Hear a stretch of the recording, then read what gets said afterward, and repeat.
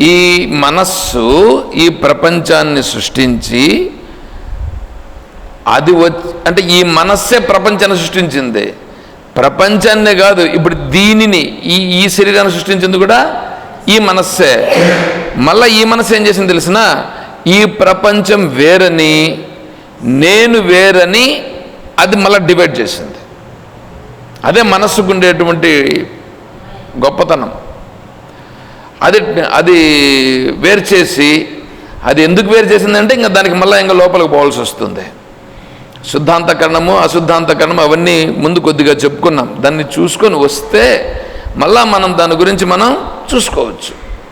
కాబట్టి ఇప్పుడు ఏంటంటే ఈ మనస్సు అనేటువంటిది సృష్టిని సృజించి, ఆ సృజించిన సృష్టిలో వీడిని కూడా కూర్చొని పెట్టి, ఇప్పుడు ఇదే సృజించింది, ఈ మనస్సే ఈ శరీరాన్ని సృష్టించింది ఇదే మనస్సే, ఈ ప్రపంచాన్ని సృష్టించింది ఇదే మనస్సే. కానీ ఇదేం చేసింది, ఇప్పుడు ఈ ప్రపంచం వేరే, ఇది వేరే, వీళ్ళందరూ వేరే, నేను వేరే అనే డివైడ్మెంట్ చేసింది ఇది. అందుకే ఇప్పుడు నిరుపమనిత్య నిరంశకేప్యఖండే మయి చితి సర్వ వికల్పనాదిశూన్యే ఘటయతి జగదీశ జీవభేదం. ఘటయతి, ఇది ఘటమని, ఇది జీవుడని, ఈయన ఈశ్వరుడని, ఇవంతా చేసింది ఎవరు? అఘటిత ఘటన. అఘటిత ఘటన ఇట్లా జరగాలని ఉంటుంది, ఇంకోటి విధంగా జరుగుతుంది. అలా జరగాలని అనుకుంటే ఇంకోటి జరుగుతుంది. ఏందెంతో జరిగిపోతూ ఉంటుంది. అఘటిత ఘటన. పటీయసి మాయ. మాయ, మాయ అంటే ఎవరు? మనస్సే మాయ. మనస్సే మాయ. ఇప్పుడు ఆ మనస్సు ఇంత పని చేసింది. ఇప్పుడు మనస్సును గురించి ఇక్కడ తెలుసుకోవాలి. ఈ మనస్సు అనేటువంటిది ఇంత పని చేసిందిగా. దీని గురించి నేను రేపులా మన్నాడు చెప్తా కొద్దిగా, మనస్సును గురించి కొద్దిగా కొంచెం, అంటే శంకర జయంతి సందర్భంగా మన్నాడు కొద్దిగా దాని గురించి చెప్తాను. సరే, ఇప్పుడు ఏమి, ఇది ఇంత డివైడ్ చేసింది. ఈ డివైడ్ చేసి దాంట్లో ఈడ జాగ్రత్త అవస్థని, స్వప్నావస్థని, సుషుప్తి అవస్థని దీనిని చూపిస్తూ ఉంది. అది ఆ మనస్సే జాగ్రత్త అవస్థను పొందుతూ ఉంది, స్వప్నావస్థను పొందుతూ ఉంది, సుషుప్తి అవస్థను పొందుతూ ఉంది.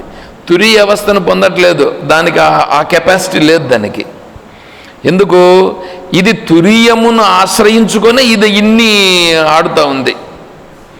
ఇదంతా ఆడుతూ ఉండేది వెనకాల ఉండేటువంటి ఈ మూడు అవస్థలలోనూ ఏది ఉందో దానిని తురీయమని అంటారు. అది దీనితో అంటుకోలేదు, దీనితో అంటుకోలేదు. దీని ఆశ్రయముగా ఇది మనస్సు అనేటువంటిది ఆడుతుంది. ఒకప్పుడు జాగ్రత్తగా ఉంది, ఒకప్పుడు స్వప్నంగా ఉంది, ఒకప్పుడు సుషుప్తిగా ఉంది. ఈ మనస్సు తురీయమును తెలుసుకోవాలంటే ఈ మనస్సు దాంట్లో విలీనమైపోతే, ఏదైతే మూడింటికి ఆధారంగా ఉందో దాంట్లో విలీనమైపోతే అప్పుడు దాని గురించి తెలుస్తుంది. దాని గురించి తెలిసేదేమిలే, అది అయిపోతుంది. అప్పుడు మనస్సు దాంట్లో విలీనమైపోయింది కాబట్టి, అదే ఉంది కాబట్టి దానికే తెలుస్తుంది. అదే తెలిసేటువంటి సామర్థ్యం అదే. ఈ మనస్సుకు తెలుసుకునే సామర్థ్యాన్ని ఇచ్చింది అదే. అందువలన ఇప్పుడు అదే అదిగా అయిపోయి స్పష్టంగా ప్రకటమవుతుంది. సరే, ఇప్పుడు ఈ జాగ్రత్త అవస్థ, స్వప్నావస్థ, సుషుప్తి అవస్థ, ఇప్పుడు ఈ మూడు ఉన్నప్పుడు నేనుగా ఉన్నాను కదా. అంటే ఈ మూడింటిలో కూడా ఆధారంగా ఉండేటువంటిది ఏది ఉందో, ఆ తెలివి రూపంగా ఉండేటువంటిది ఏది ఉందో అది నేనై ఉన్నాను కదా. అది ఇప్పుడు జాగ్రత్త అవస్థలో కూడా తెలియబడచ్చు కదా. తెలియబడతానే ఉందిగా, తెలియబడతానే ఉంది, తెలివిగా ఉందిగా. ఇప్పుడు నువ్వు తెలుసుకుంటా అంటే సామర్థ్యం అంతా ఎవరి చేత? నువ్వు తెలుసుకుంటా ఉండే సామర్థ్యము మనస్సుకు దేనివల్ల వచ్చింది? ఆ తురీయమే తెలివి వలననే ఉంది. కానీ నువ్వేం చేస్తున్నావు? జాగ్రత్త అవస్థలో వచ్చి ఆ తెలివిని దానికి పెద్ద ఏమంటే ఇప్పుడు మీరు పని చేసుకుంటున్నారు, పగలు దేనివల్ల వచ్చింది? సూర్య వెలుగుని వల్ల కదా వచ్చింది. సూర్యుని గురించి మీరు ఎంత ప్రాధాన్యం ఇస్తున్నారు? సూర్య నమస్కారం ఎవరో ఒకటో ఇద్దరో చేస్తాడు, అందరూ చేస్తారా? ఎంతమంది చేస్తారు సూర్య నమస్కారము? ఎవరో చేస్తాం, అందరూ చేస్తారా? చేయరు. ఒకవేళ చేస్తే కూడా ఎట్లా చేస్తారు తెలుసా?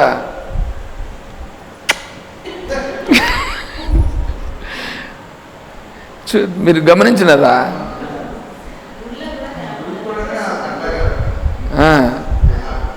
పాపం ఆయన కూడా ఫ్లయింగ్ కిస్ అన్నమాట. సరే, వాళ్ళు అయితే వాళ్ళ ఎందుకంటే వాళ్ళకుంటే ఇది ఆయన పాపం దానికోసం కాసుకో ఉంటాడు, పాపం అందుకోసం పెళ్ళి ఇట్లా వచ్చిపోతాడు ఏందో. కాబట్టి మనకు అవన్నీ సరే. ఇప్పుడేంటి? సూర్య ప్రాధాన్యం తగ్గిపోయింది. వాడి పని కదా కాన్సన్ట్రేషన్. వాడి కాన్సన్ట్రేషన్ అంతా వాడి పని మీద. వాడి పని జరుగుతూ ఉందంటే సూర్యప్రకాశముల్లోనే నువ్వు చేస్తున్నావు, కానీ సూర్యప్రకాశానికి అసలు విలువే లేదు, అసలు దాన్ని పట్టించుకోవడమే లేదు. అదే విధముగా తెలివిలో నీ మనస్సు పనిచేస్తుంది, నువ్వు పనిచేసుకుంటున్నావు. నువ్వు తెలివికి ప్రాధాన్యాన్ని ఏమిస్తున్నావు? మరి ఇప్పుడు కూడా ఉన్నావు కదా, ఉన్నావు. అది జాగ్రత్త అవస్థ. మళ్ళీ స్వప్నావస్థ. ఈ స్వప్నావస్థ అనేటువంటిది అది కూడా తెలివిలోనే ఉంది. తెలివి అందే కదా. నీకు చూడు, కళ వచ్చింది, కళలో కూడా తెలివి ఉందా లేదా? కళలో నీకు ఇంకా వెలుగుండి వెలుగులో నీకు కళ వస్తూ ఉంటుంది, బాగా కనిపిస్తూ ఉంటుంది, బాగా కనిపిస్తూ అవన్నీ కూడా తెలుస్తూ ఉంటాయి.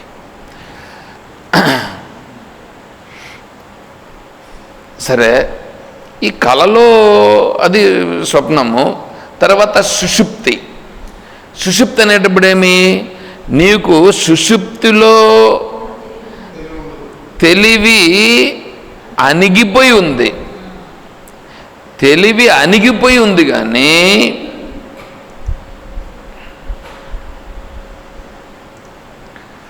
నాకు ఇక్కడ కొన్ని ఇబ్బందులు వస్తాయి.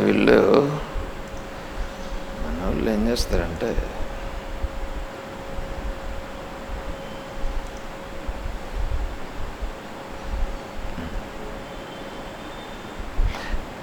మాట్లాడడానికి అవకాశం ఇచ్చి అందరికీ నేను చేయకుండా ఉంటాను, రకరకాలు ఇవి చేస్తారు. సరే, ఇప్పుడు ఏంటంటే జాగ్రత్త అవస్థలోనూ తెలివి ఉంది, స్వప్నములోనూ తెలివి ఉంది, సుషుప్తిలోనూ తెలివి ఉంది, ఎప్పుడూ ఉంది. దేనితోనూ సంబంధపడకుండా ఉంది. దేనితోనూ సంబంధము లేదని ఎవడైతే గుర్తించినాడో వాడు తురీయుణ్ణి స్పష్టంగా తెలుసుకున్నట్టు లెక్క. వాడు తురీయుని తెలుసుకున్న. ఆ తురీయుడెవరు? అదే నేను.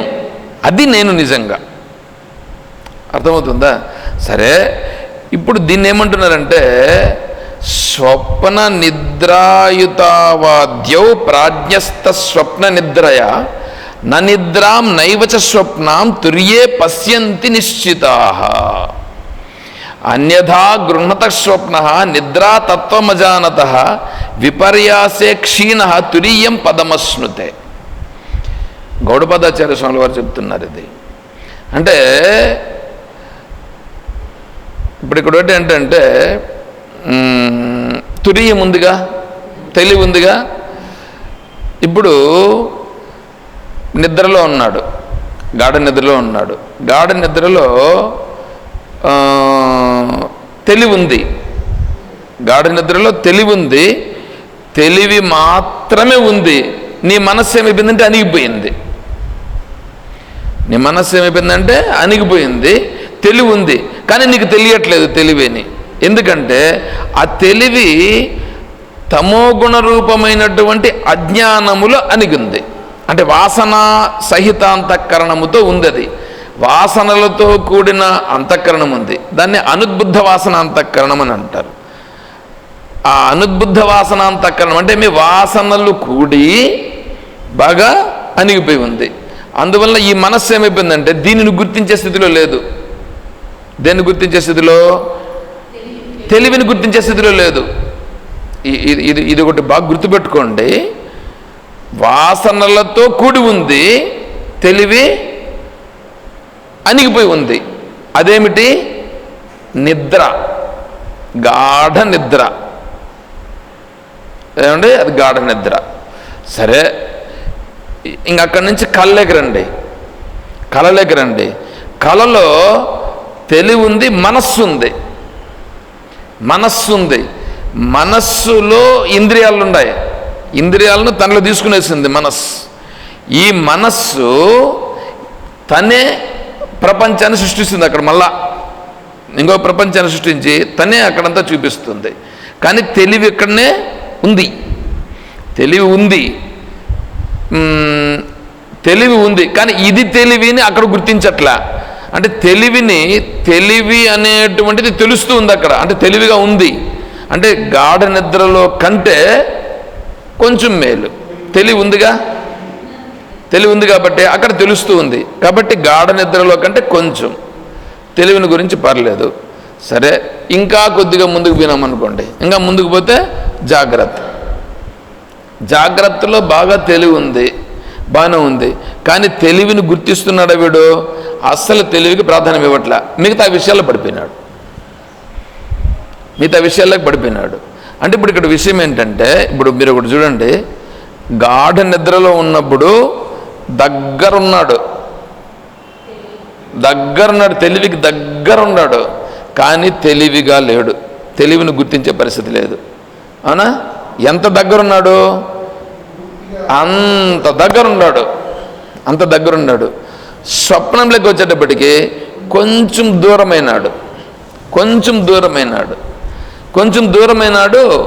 దూరమై ఏమైందంటే ఈ తెలివికి దగ్గర అనేటువంటిది దూరమయ్యి వీని కల్పన స్టార్ట్ అయ్యింది. మనసు యొక్క కల్పన స్టార్ట్ అయ్యింది. అవునా? అందువలన ఇప్పుడు ఏమైపోతున్నాడు? తెలివికి దగ్గరగా ఉండి తెలివి ఉండినా, గుర్తించే సామర్థ్యం ఉండినా దాన్ని గుర్తించకుండా వేరే దానిని క్రియేట్ చేసుకొని దాంట్లోకి పోయాడు. ఇంకొంచెం ముందుకొద్దాం. తెలివి బాగుంది ఇక్కడ జాగ్రత్తలో. కానీ మనసు ఏం చేసింది? మనసు సృష్టించి తను కానటువంటి దానిని వేరే దానిని సృష్టించి ఆ వేరేది సత్యమని దాన్ని పట్టుకున్నది. అంటే విషయం కొద్దిగా బాగా చూడండి. వేరే దాన్ని సృష్టించి అసలు దీని గురించి ప్రాధాన్యమే లేకుండా అయిపోయింది.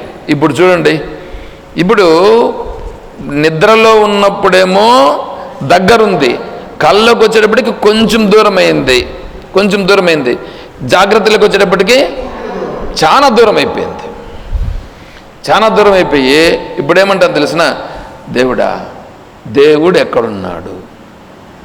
దేవుడు నువ్వు చూసినావా అనే మాట అనేవాళ్ళు లేరా?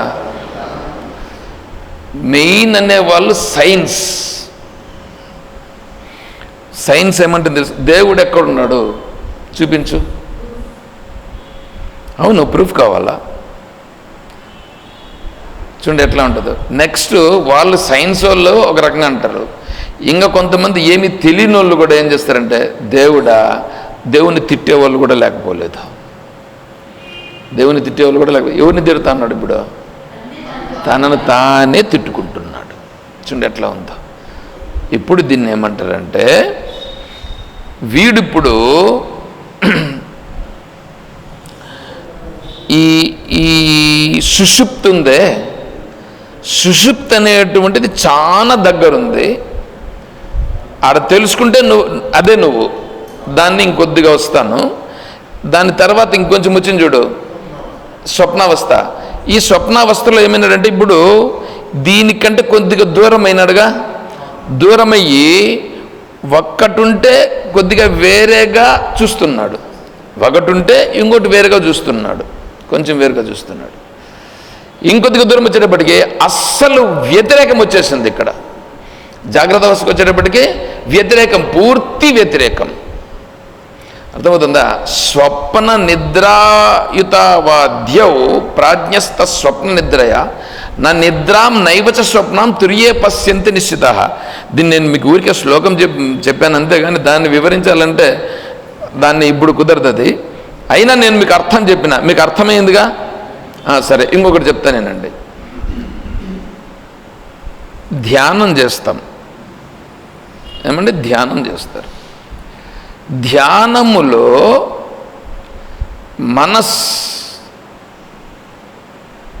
నిర్మలంగా ఉందనుకోండి, మనస్సు నిర్మలంగా నిలిచింది. ఎప్పుడు? ధ్యానములో. మహాత్మా మమ్మల్ని కరుణించండి. ఇప్పుడు ధ్యానం చేస్తున్నామండి, ధ్యానం చేస్తున్నాం, నిర్మలంగా ఉన్నామా? మనసులకి ఏం ఆలోచనలు రాలేదా? మనస్సుకి ఏమీ ఆలోచన రాకుండా హాయిగా నిర్మలంగా ఉన్నామా? శరీర భావన కూడా మర్చిపోతున్నామా? శరీర భావన కూడా మర్చిపోయి ఏ సంకల్పాలు లేకుండా హాయిగా ఉందా? ఉంది. అప్పుడు ఈ హాయిగా ఉండుట తెలియబడుతూ ఉందా లేదా? ఎప్పుడు? ధ్యానములోనే తెలియబడుచున్నది, ధ్యానంలోనే తెలియబడుచున్నది. ఇప్పుడు ప్రాపంచిక విషయాలు గుర్తించే పరిస్థితి లేదు. ఒకానొక స్థితికి వెళ్ళినప్పుడు నిర్మలంగా ఉండి శరీరము బయట ఉండే విషయాలను కూడా గుర్తించే పరిస్థితి లేకుండా అయిపోతుంది. అది నిర్మలత్వం వస్తుంది. ఇప్పుడు చూడండి, గాఢ నిద్రలో ఉండేవాడు, ఈ ధ్యానంలో ఉండేవాడు, గాఢ నిద్రలో ఉండేవాడికి ప్రాపంచిక విషయాలు కానీ వాడి శరీర విషయాలు కానీ ఏం తెలియట్లేదు. ఇప్పుడు ధ్యానములో ఉన్నాడే, ధ్యానములో ఉండేటువంటి వాడికి కూడా శరీరము అనేటువంటిది ఉంది కానీ శరీర స్పృహ లేదు. శరీర స్పృహ లేదు. దీన్ని గుర్తించండి అని చెప్తాను నేను ధ్యానంలో. ఎందుకంటే నేను ఒకటి చెప్తాను, దాన్ని మళ్ళా ఎప్పుడో వివరణ వస్తుంది. దీన్ని ప్రాక్టీస్ ఫస్ట్ మీరు ఇలా ఉండండి, చూడు. నేను దాన్ని ఇట్లా అని చెప్పకుండా మీరు గమనించండి. నేను అనేటువంటి తెలివి ఉందయ్యా, గమనించండి అని చెప్తూ ఉంటాను. దాన్ని గుర్తిస్తూ వస్తే ఏమవుతుంది? ఇప్పుడు అది నేను తెలుస్తుంది, నిర్మలత్వం వస్తుంది. అంటే గాఢ నిద్రకి ఈ ధ్యానములో ఉండేటువంటి స్థితికి రెండు ఒకటే.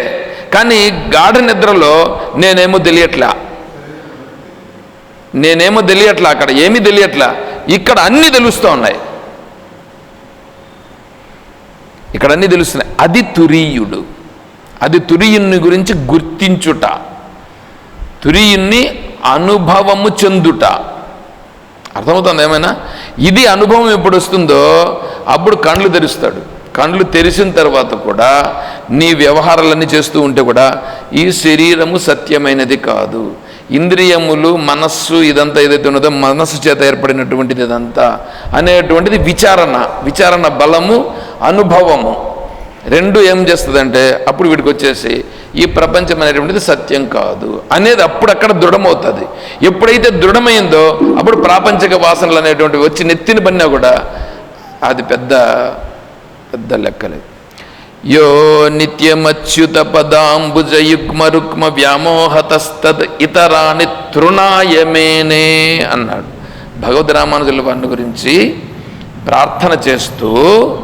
యో నిత్యమచ్యుత పదాంబుజ యుగ్మ రుక్మ అంటే ఏది నిత్యమో, ఏది నిత్యమై ఉన్నదో ఆ నిత్యమైనటువంటి స్వరూపమునందు స్థిరముగా లయించిపోయినాడే, ఆయన యొక్క పాదములు ఏమున్నాయో ఆ పాదములను నేను ఆశ్రయిస్తున్నాను. ఆయన ఎట్లున్నాడంటే దానికంటే వ్యతిరిక్తమైనదంతా కూడా తృణప్రాయంగా చూశాడు. అదంతా తృణప్రాయమైంది. తృణం అంటే ఇంకేంది? ఈ సర్వము తృణం. ఈ సర్వం ఏమైపోయింది? అసలు ఆ తృణముతో సమానంగా తీసిపారేశాడు. చూడండి ఎట్లా ఉందో. అటువంటి రామానుజాచార్య స్వాముల వారి యొక్క దివ్య చరణములను ఆశ్రయిస్తున్నాము అనేటువంటిది రామానుజుల వారికి సంబంధించిన ప్రార్థనా శ్లోకం. ఇంకొకటి అస్పర్శయోగో వైనామ, చెప్తే ఎట్లవుతుంది తెలుసా? అస్పర్శయోగో వైనామ సర్వసత్వ సుఖోహిత అవివాదో విరోధశ్చ. అప్పుడప్పుడు స్ట్రక్ అవుతుందండి.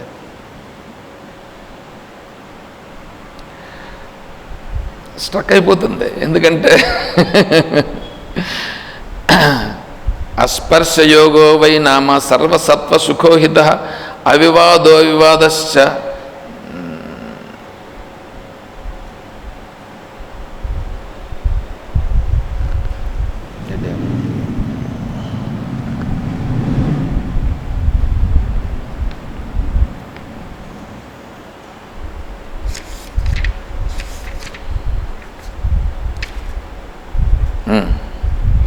దేశితస్తం నమామ్యహం అవివాదో వివాదశ్చ. దేశితస్తం నమామ్యహం, ఎవడైతే అస్పర్శ, స్పర్శ అంటే స్పర్శ టచ్, అస్పర్శ అంటే టచ్ లేదు,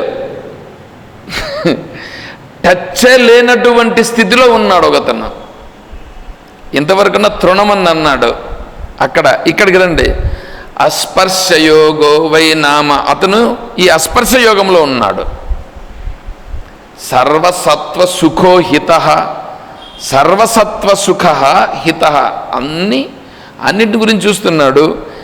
దానికి అన్నింటిని గురించి కూడా చూస్తాడు, కనిపిస్తుంది, కానీ దేంతోనూ స్పర్శ లేదు.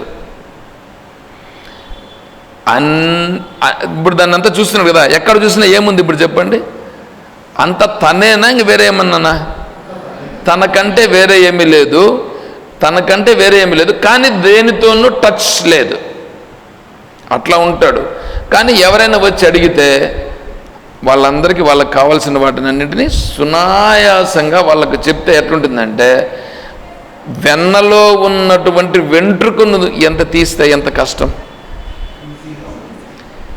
అట్లాగా వాళ్ళ యొక్క సందేహాలు, వాళ్ళ సమస్యలు ఆ వెంట్రుకను తీసినంత ఈజీగా తొలగిపోతాయట ఈ అస్పర్శ యోగంలో ఉన్నటువంటి మహాత్ముని దగ్గరికి వెళితే. అర్థమవుతుందా? అటువంటి వారి పాదములను నేను ఆశ్రయిస్తున్నాను. చూడండి అది ఎట్లా ఉందో, దానికి దీనికి చూడండి ఎంత వచ్చేస్తుంది. సరే, ఓకే. ఇప్పుడు ఇది ధ్యానములో ఉండేటువంటిది, ఇక్కడ నిద్రలో ఉండేదానికి తేడా. ఇప్పుడు ధ్యానములో ఎవడికి అనుభవం అయిందో వాడేం చేస్తాడంటే ఈ సృష్టిని కూడా చూస్తాడు. ఇప్పుడు ఇంకా జాగ్రత్త అవస్థలో ఉన్నాడుగా, జాగ్రత్త అవస్థలో కళ్ళు తెరిచినప్పుడు కూడా ఇప్పుడు విచారణ బలం ఒకటి, తన అనుభవం ఒకటి. ఇప్పుడు రెండు వచ్చినప్పుడు ఇప్పుడు ఏమైంది? ఇదంతా ఏమైంది? ఇదంతా ఉన్నట్లా లేనట్లా కనిపిస్తూ ఉంది. కనిపించిన ఇదంతా ఎవరు చేశారు? మనం కాదు, నా మనస్సు యొక్క ప్రభావము చేత ఇదంతా తెలియబడుచున్నది. చూడండి ఎట్లా ఉందో. ఇది ఉంది, తెలుస్తూ ఉంటుంది. తెలిసినంత మాత్రాన ఇది సత్యం కాదు అనేటువంటిది ఎంత స్పష్టమైంది చెప్పండి. వచ్చిందా? ఇప్పుడున్నానే నేను, అది నేను. ఇప్పుడు నిద్ర, ఇది ఇంతవరకు వచ్చిందిగా, ఓకే. ఈ విచారణ అంతా వరగా పెట్టండి. ఇప్పుడు మళ్ళా వద్దాం. ఇప్పుడు ఏం చెప్తానంటే, ప్రపంచంలో ఉన్నారు. ప్రపంచంలో ఉండేటువంటి వాళ్ళందరూ ఏ స్థితిలో ఉన్నారు? ఈ ఆత్మతత్వ స్థితిని గురించి ఏమైనా తెలుసుకునే దీంట్లో ఉన్నారా అంటే వీళ్ళు దేంట్లో ఉన్నారు? ఇప్పుడు వీళ్ళు గాఢ నిద్రలో ఉన్నారా? ఇప్పుడు మనం విచారణ చేస్తున్నామనంటే జాగ్రత్తలోకి ఉన్నామా? జాగ్రత్తలో ఉన్నాం. వచ్చినామా? చాలు. ఇప్పుడు ఎత్తుకో శ్లోకం. ప్రాతస్మరామి అన్నాడు. ప్రాతస్మరామి. ఇప్పుడు ఇంతవరకు ఇంతవరకు మనం నిద్రపోయినామా లేదా మేల్కొని ఉన్నామా? ఇంతవరకు నిద్రపోయినాం, ఆత్మస్వరూపంలో నిద్రపోయినాం. ఇప్పుడు మేలుకుంటున్నాం. ప్రాతస్మరామి. ప్రాతకాలం అవుతుంది అంటే ఏమవుతుంది? ఉదయిస్తూ ఉంది.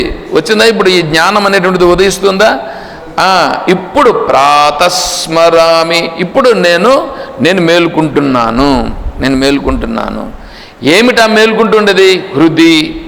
హృదయమునందు సంస్ఫురత్ ప్రకాశిస్తూ ఉంది, ప్రకటమవుతుంది, తెలియబడుతుంది. తెలివి హృది సంస్ఫురత్ ఆత్మతత్వం. ఆత్మస్వరూపం అనేటువంటిది స్ఫురణ రూపంగా తెలియబడుతోంది. సచ్చిత్ సుఖం. అది ఎటువంటిది? సత్ చిత్ సుఖం. ఈ రూపంగా హృదయమునందే ప్రకటమవుతోంది, నాకు చాలా స్పష్టంగా తెలుస్తోంది. పరమహంసగతిం. హంస అంటే అజ్ఞానమును తొలగించినటువంటిది. అజ్ఞానమును తొలగించి పరమస్వరూపం ఏది? అదే నేను. ఏది? తురీయం. పరమహంస గతిం తురీయం. ఆ తురీయం నేనే. వచ్చిందా ఇప్పుడు? పరమహంస గతిం తురీయం. యత్. అది ఎక్కడుంది? స్వప్న జాగర సుషుప్తి. జాగ్రత్త అవస్థ, స్వప్నావస్థ, సుషుప్తి అవస్థ, 3 అవస్థల్లోనూ తురీయుడు ఉన్నాడు. కానీ అవైతి. ఇది కాదు. ఏవి కాదు? జాగ్రత్త అవస్థ కానీ, స్వప్నావస్థ కానీ, సుషుప్తి అవస్థ కానీ ఇది కాదు. ఇది కాకుండా అవైతి అంటే కానిది. అది కానిది కానీ నిత్యము ఉండేది. అదే తత్. అదే బ్రహ్మ. ఏమిటది? అదే బ్రహ్మ. ఆ బ్రహ్మ ఎవరు? అదే నేను. నిష్కళమహం. అది నిష్కళం. దాంట్లో ఎటువంటి కళలు ఉన్నాయి? కళలు అంటే ఇంకా ఈ కళల గురించి చెప్పాలంటే ఎన్ని కళలు? 64 కళలు. ఏ కళ దీంట్లో లేవు. సరే, దానికంటే ఇంకొకటి చెప్పుకోండి. ఈ శరీరం ఉందా? ఈ శరీరము షడ్భావ వికారం అని చెప్తారు.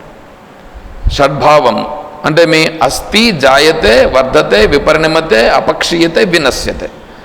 అస్థి తల్లి గర్భంలో ఉంది, జాయతే పుట్టింది, మళ్ళీ పెరిగింది, మళ్ళీ బాగా విస్తృతంగా వ్యాపించి మళ్ళా వంగిపోతుంది, మళ్ళీ నాశనం అయిపోతాం. ఇవన్నీ ఉందిగా. ఇదంతా ఉండేది ఎవరి లక్షణాలు? ఈ శరీర లక్షణాలు. ఈ శరీరానికి సంబంధించిన కళలు ఇక్కడ ఉన్నాయి.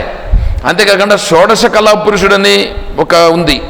ఇక్కడ నిష్కళమహం అని అంటున్నాడు. షోడశ కళా పురుషుడని ప్రశ్నోపనిషత్తులో దాని గురించి విచారణ వస్తుంది. సో ఈ షోడశ కళలు అనేటువంటివి కాదు ఇక్కడ.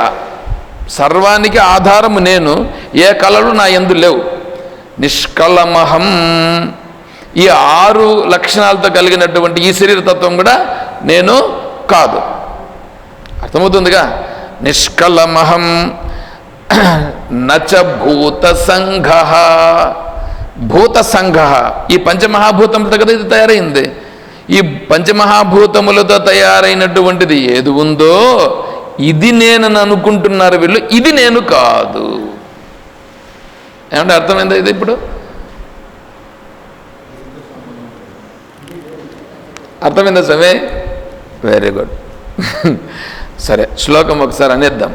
అనేసి ఓం ప్రాతస్మరామి హృది సంస్ఫురదాత్మతత్వం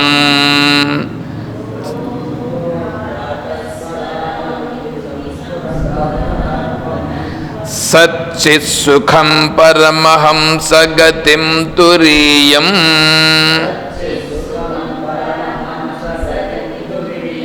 యస్వప్న జాగర సుషుప్తిమవైతి నిత్యం